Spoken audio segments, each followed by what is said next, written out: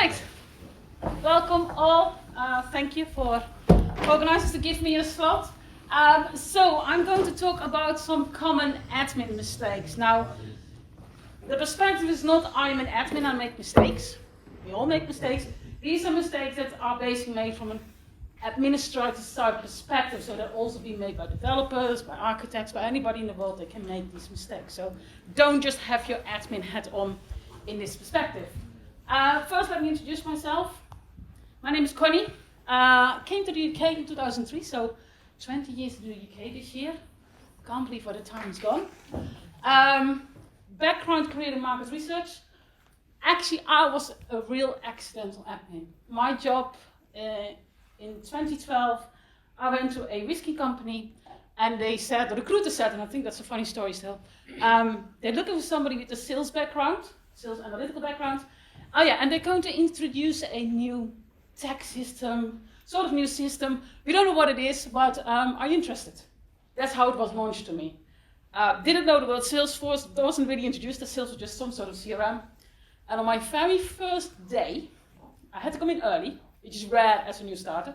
I had to be in at 8 o'clock, and I had an 8-hour meeting with a senior American developer, and he started to talk about page layouts, record types, field setup, all that kind of stuff. And I'm just sitting there thinking like, what the heck have I started? I literally knew nothing, never seen Salesforce before, didn't know, Trailhead didn't exist. So I was just literally sitting there like, I'm not sure if I made the right decision. Stayed there for a couple of years, thought it was the right decision. Loved the job, loved Salesforce. Company downsized, so I actually went to a redundancy program like we talked about earlier. My job's made redundant. And so I spent indeed those 3 months that I was on work, gardening leave, looking for other jobs. And actually also took that time to think like, what do I actually want to do? And I thought, well, admin is great. I don't like office politics. So I decided to go contracting, become my own consultant, set up my own business. And I actually decided to go into training. Because I thought, well, I like to talk with people. I like to share my knowledge. Let's give it a go. And I started my training career since then. Focusing first on end user training, so done a lot of big projects across the world. Traveled to 10 different countries, doing 17 different clients. Pretty much gone from, in 1 year, I went back to back, started in the UK, went to China. The week after I was in America, went a couple of days home, and then went over to Poland. And that was literally back to back to back. And my boyfriend I saw on the airport, I gave him my dirty luggage, and I took clean luggage with me. That was literally for me, for quite a while, my experience. Then decided also with another company, Reference, some of you might have heard of it, and Radna I know from there. I decided to help them set up the academy, which is now called Reference. But I actually was one of the founders in the training perspective to roll that out. And as part of that, I became a certified administrator trainer. So I'm actually allowed to officially deliver the training.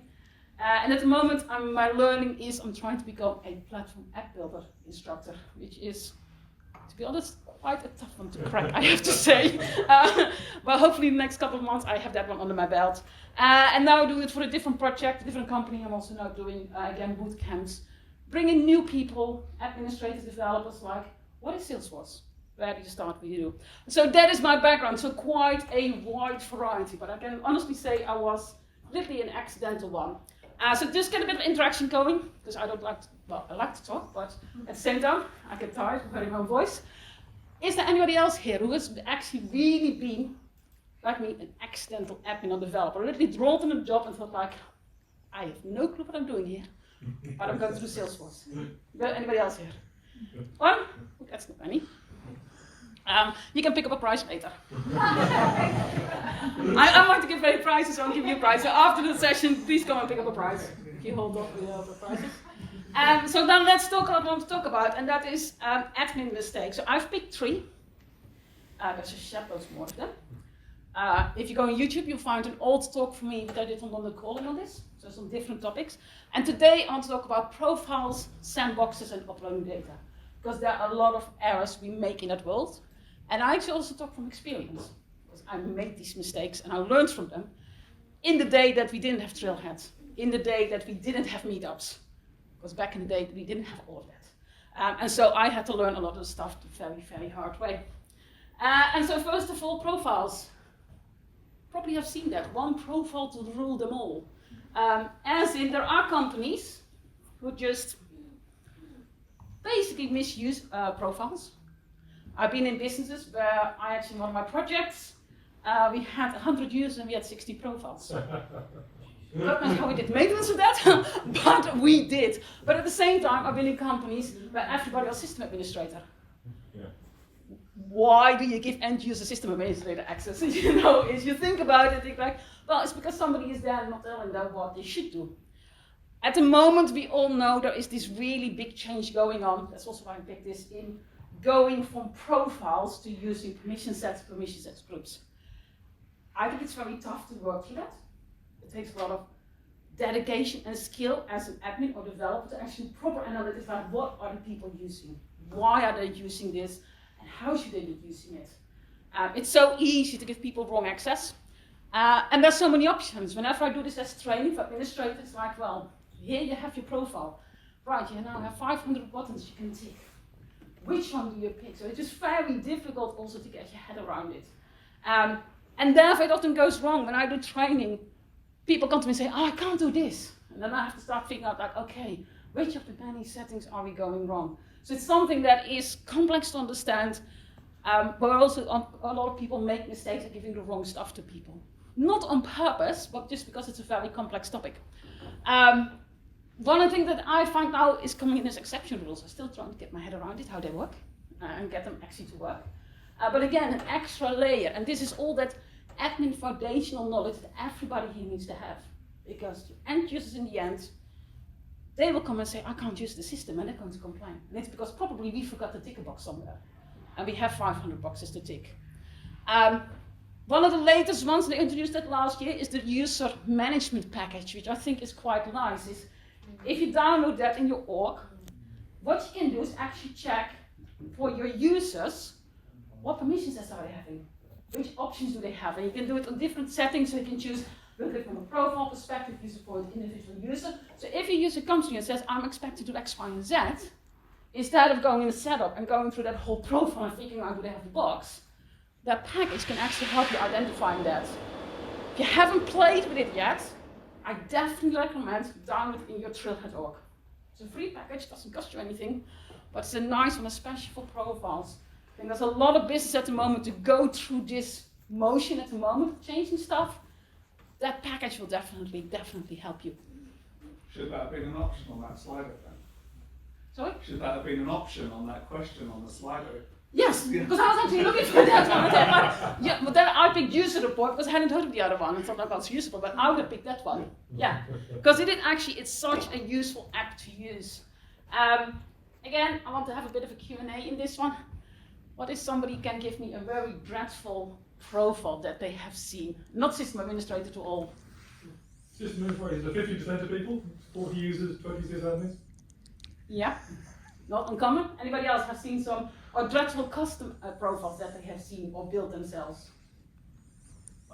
Not necessarily the way that you're asking it, but the scariest one I come across is profiles, internal profiles that are being assigned to what I call integration accounts, especially when they're external vendors.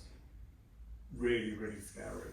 Yeah, I have also seen system administrator being assigned to the integration profile actually. Yeah. Yeah.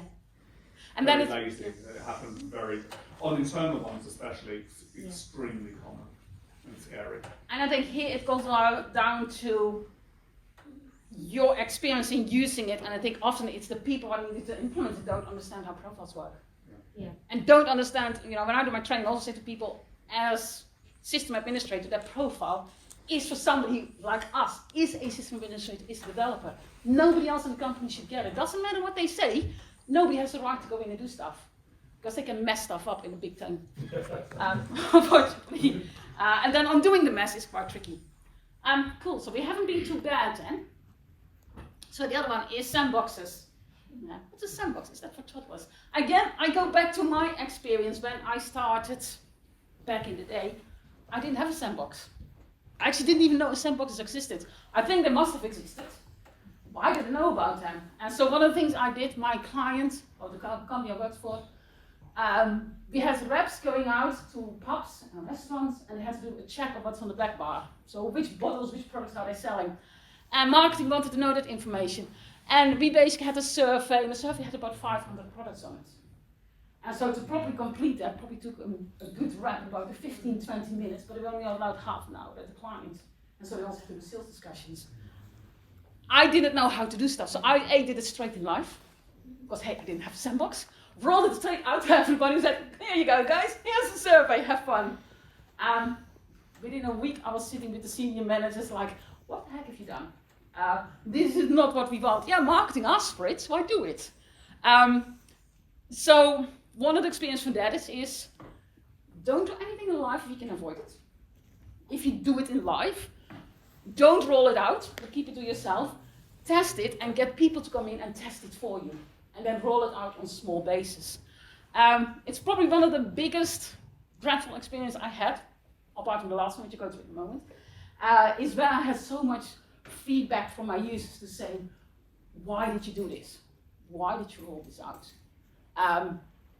Something, but not everybody has sandboxes. There are companies who still don't use sandboxes. There's still companies out there, for whatever reason, we don't have sandboxes there.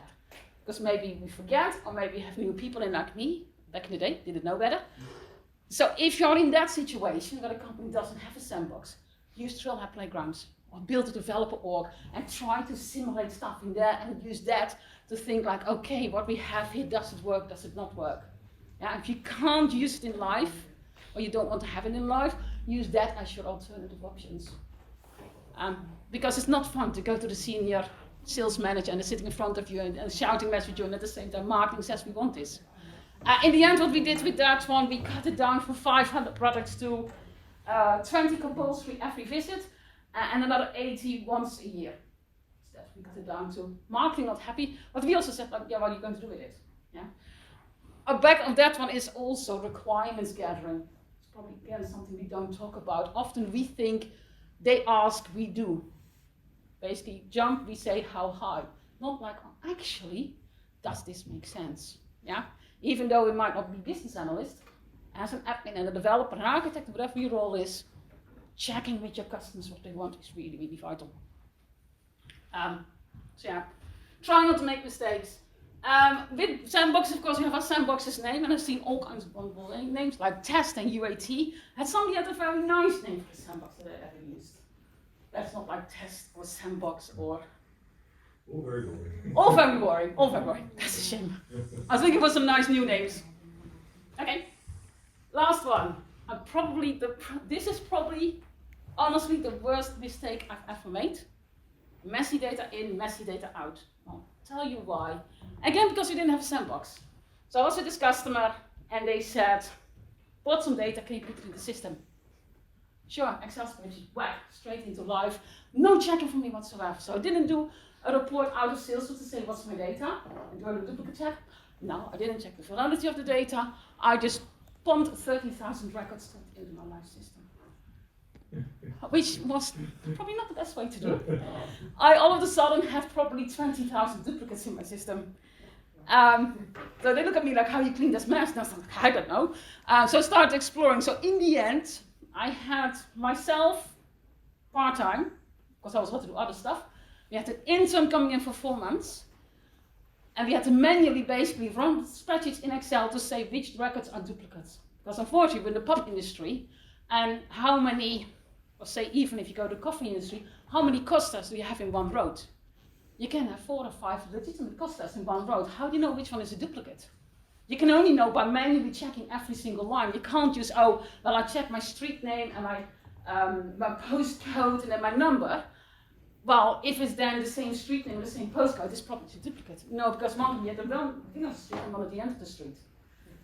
So in the end, we never managed to clean it. We actually never managed. What the end we did is we worked with sales and said, right, anything that you don't trust, you do prospect. Ignore that, and if you're not new customers, look at that prospect list and figure out if that's one that you want to use. That was our way around it. Can I make just a shameless plug? There is a tool on the App Exchange which does have an undo. Yeah, well, that didn't help me that 20 years ago. And for accounts, yeah. And for accounts, it's free. Yeah. Oh. So accounts, leads, contacts. I didn't have that in the day. What's the tool?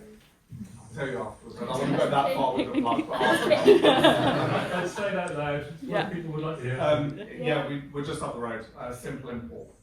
If you want to have a look, simple import Simple import. on the app exchange.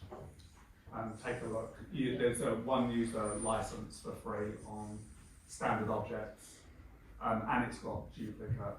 It's still fairly rudimentary, I think. Yeah, But we also do address standardization, which if you run that through it first, with standardized addresses, then the duplicate check works. I wish I had it back in the day, but I didn't. Yeah. So I just left a mess. So one of the top lists out of it. Do please clean your data before you load it in. Please do double check and don't just whack it in live. If you have a sandbox, do it in there first. The other thing is a tip that I got from a senior developer a couple of years ago. Is we didn't have a tool, and yeah, they didn't know about the tool that existed. So what they did, as advice, they said, okay, in my spreadsheet and on my object, I'm going to create a specific custom field that is called basically my import field, my import file name. And so you have your import file name as a field on your object. You have it as a field in your spreadsheet, and you just give the whole, everything in that spreadsheet has the same name. For example, January 2023 upload. So when you then upload your data, you get to see that unique identifier basically on every record that you uploaded. Field can just be only visible for admins or developers. And what that means is that if you then say, like, people are going to complain and say, why there's so many duplicates, why there's so many crappy data, you can say, it's all coming from this file. Then you can use that to clean up, or you can use the data loader and use the export, the delete functionality to delete that data. Yeah? Unless you use your tool. But there is also a way around it, that if you don't want to use a tool, that is a way around it. Again, I wish I'd known it back in the day, because it would have saved me and this poor bloke 4 months of trying to figure it out, and we never sorted it. Yeah? And we all know we shouldn't make these mistakes, but in the rush of the moment, and if you're relatively new, and you have quite a couple of new people here, up to a point you trust what is given to you, and you trust what other people tell you. If I look back, I should have had better training from the senior developer, but he didn't give me the training. There was no trailhead, there were no community groups, so you're living there on your own, you have no network, and you trust one person in America to tell you what to do, and if they don't give you information, you're stuck. Yeah. So then these things are important to talk about, and sharing this kind of stuff. A lot of people also don't talk about their mistakes. A lot of people will not admit they make mistakes, they don't want to share them. And I'm just very open about them, because I think if I share it, somebody else won't go through this pain of 4 months in an Excel spreadsheet trying to figure out if something is duplicate or not. I still have nightmares every now of it. So again, bit of an interaction. This can go up for a prize. So if you want to win a prize, talk about this. Who wants to admit a dreadful mistake they made? Just to learn from that. Yeah, go ahead. I was working on bad jobs in Apex. It was not an admin, but dev task, but it went in a loop and locked the resources in the org, and the org just hanged. No one could do anything. And then luckily I found a way against Stack Exchange where I could kill the job from using a Chrome extension, but I couldn't do anything in the org. And it was a customer sandbox. And were people able to do it? Well, it was a sandbox. I was thankfully only impacted the sandbox, not the live org. Yeah, no, not in production. No. Cool. Anybody else, anything they want to share? As you were talking about the messy data, I can see that there were times when we did not take the backup. It was a simple owner update also, whatever it could be, the update or the insert of the values, etc. So it's always needed that we had to take the backup and then we have to save it. There was no backup taken, and then the client said that no, we have to revert back, and there was no backup.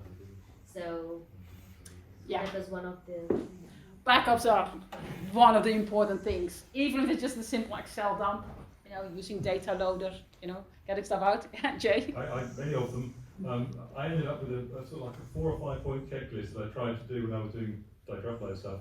Was saying, what am I trying to do? Can you express it in a couple of words? I'm trying to update these records in this condition, that, the other. How will I know if it's worked? Maybe I'll do a test and do 2 or 3 of them first, rather than doing all 30,000 at once. And how would I undo it if it goes wrong? And if you ask yourself those 2 or 3 questions to begin with, you actually just take a moment to pause And your example of the field with the import name is a great example. That's how you can back it all out if you need to. And so take it back up. What am I trying to do? How will I test it? And how do I know if it's working? How can I back it all out if it's wrong? I didn't know back in the day that if something goes wrong, how to fix it. And so I didn't even think about, I didn't know there was, for example, no undo button. You assume there's an undo button, you assume there's a rollback option. No, because it's not available. So it's just, like, oh. Yeah, like similar to that, like not having the backup plan. So if you deploy something, how you are going, if something goes wrong, terribly wrong, how would you get it back? Like roll back the things, and not having that would be the same. Yeah. Good tips here, good tips. Cool. That's the business stop tour. I have more admin mistakes, but I will share in the future probably another time. That's the thing, I went through stuff and, I did some horrible stuff as an admin, and that's what I do in all my training. Whenever I do training, is it end users or whatsoever, I try to share this with other people, so to avoid anybody else in the business making these mistakes, because it avoids unhappy times and stressful times. By the way, this is not my last slide, but it's your last slide. If you want to find me, LinkedIn is one. I'm on any social media platform as Train Salesforce. So if you find me on Twitter, Instagram, all that kind of stuff, feel free to hook up, chat if you want to know anything. Thank you for your time. I hope you had fun with the session.